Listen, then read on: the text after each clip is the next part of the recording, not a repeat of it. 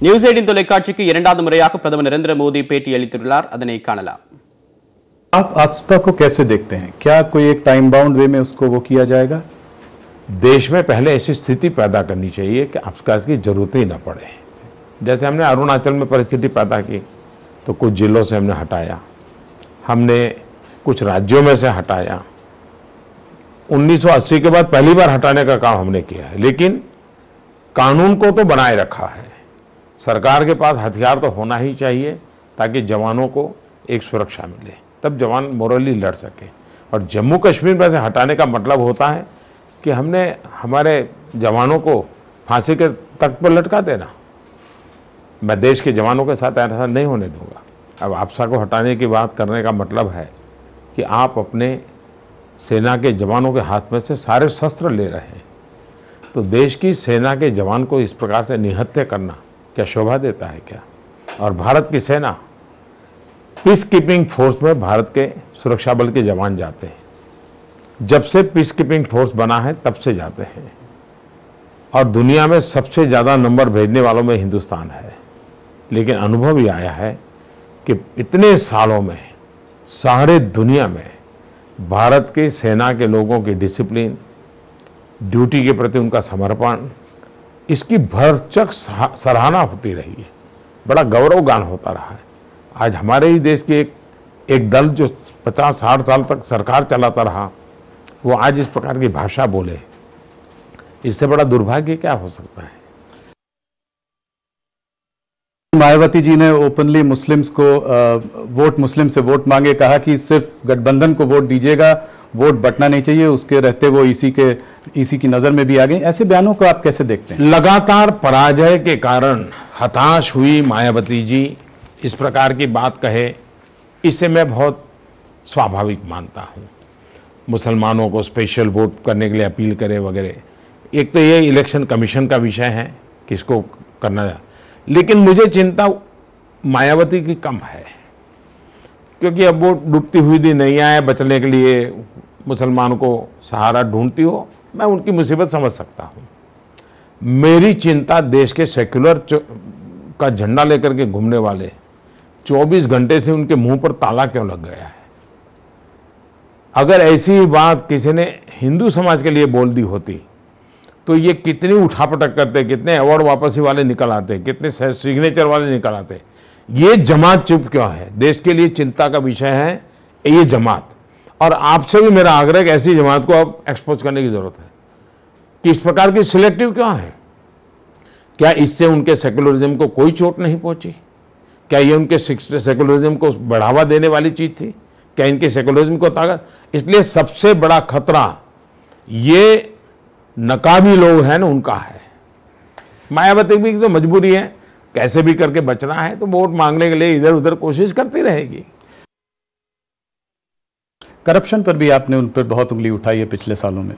Corruption पर उंगली मैंने नहीं उठाई है, करप्शन हमारा मुद्दा है। अब जैसे कल भोपाल में हुआ, भ्रष्टनाथ कुछ भी बोल दें, इससे बात बनती नहीं है। क्या भ्रष्टाचार के खिलाफ एक्शन लेना चाहिए नहीं चाहिए?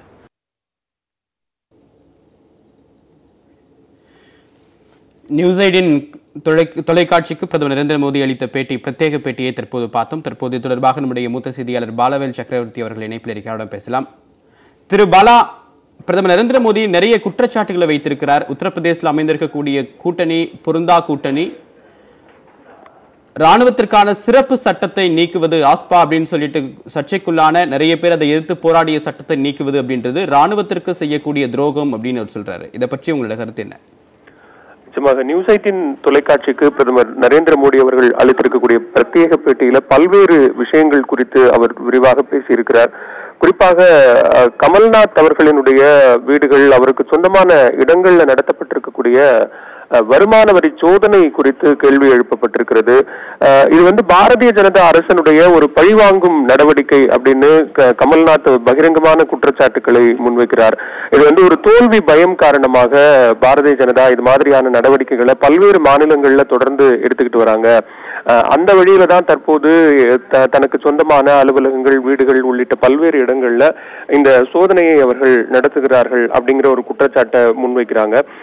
ஆனா பிரதமர் மோடியிடம் இது குறித்து எழுப்பப்பட்ட கேள்விக்கு அவர் ரொம்ப எளிமையாக ஒரே வரியில பதில் சொல்லக்கூடிய வகையில கமல்நாத் குறித்த ஒரு விமர்சனத்தை அவர் முன்வைக்கிறார். இதே மாதிரியான விஷயங்கள் நீங்கள் குறிப்பிட்ட உத்தரப்பிரதேசம், மாயாவதி உள்ளிட்ட பல்வேறு விவகாரங்கள்ல, அதே மாதிரியான ரஃபேல் குறித்த விவகாரங்கள்ல ராகுல் 2 தொகுதிகளில் போட்டியிடக்கூடிய விஷயம் அப்படிங்கிறது சாதாரணமாகத்தான் இருந்தாலும் அமேதியிலும் வயநாட்டிலும் போட்டியிடுவது அப்படிங்கிறது விவாத பொருளான ஒரு விஷயம் அப்படிங்கிறத பிரதமர் மோடி அவர்கள் இந்த நேர்காணல்ல, சிறப்பு நேர்காணல்ல குறிப்பிடுகிறார்.